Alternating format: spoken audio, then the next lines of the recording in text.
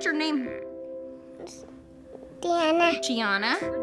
Gianna is 4.5 years old. She has microphthalmia and hypotonia. She was born blind and deaf. She had cochlear implant surgery when she was 10 months old. She started to blossom shortly after that. Gianna has been diagnosed with so many conditions. She has 9 specialty doctors as of today. I absolutely feel comfortable being at UC Davis with any of the doctors.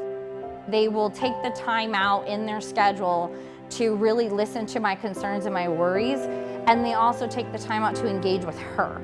That's the care that I expect, that's the care that I want, and that's the care that I need. That's the care that Gianna needs. And that's something that I don't think you can get from anywhere else.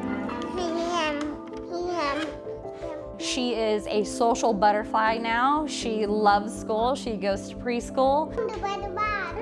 Her speech has just taken off. She talks so much from the moment that her cochlear implants go on in the morning to the moment they come off at nighttime for bedtime. What is it? Yeah, baby's implant, huh? As soon as she was born, we knew that that's where we needed to be, and that's where we'll always be.